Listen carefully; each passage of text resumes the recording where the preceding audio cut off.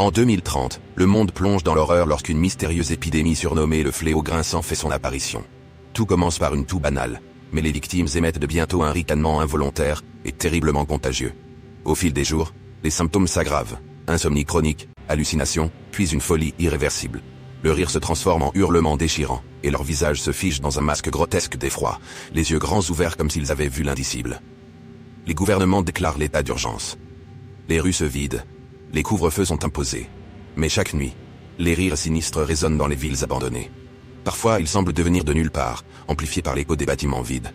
Des vidéos virales circulent, des ombres ricanantes, des silhouettes qui s'effacent dès qu'on s'en approche. La paranoïa s'installe, et une question obsède tout le monde. Comment ce fléau se transmet-il? Par l'eau, l'air, ou le son? Un détail terrifiant remonte à la surface. Tout aurait commencé par un signal radio intercepté par des satellites désaffectés. Ce signal, diffusé par accident sur plusieurs chaînes, provoquait un malaise étrange. Certains affirment avoir entendu des murmures incompréhensibles derrière les rires enregistrés. Depuis, quiconque entend ces bribes semble condamné à rejoindre la spirale infernale. Dans les hôpitaux, les médecins abandonnent leur poste.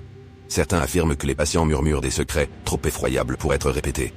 Les gouvernements tentent de détruire les enregistrements et brouillent les fréquences suspectes. Mais il est déjà trop tard. Dans ce chaos, les survivants se cloîtrent chez eux, les oreilles bouchées, fuyant même leurs propres pensées. Tu es l'un d'eux, enfermé dans ton appartement, le silence te paraît assourdissant. Chaque craquement, chaque ombre devient suspect. Un jour, en tentant de vérifier si le voisin d'en face est toujours vivant, tu entends un léger écho, un rire lointain, puis une toux. Involontairement, un sourire t'échappe. Tu te figes, horrifié, mais il est trop tard. La toux commence, et dans le miroir, ton propre ricanement t'effraie plus que tout.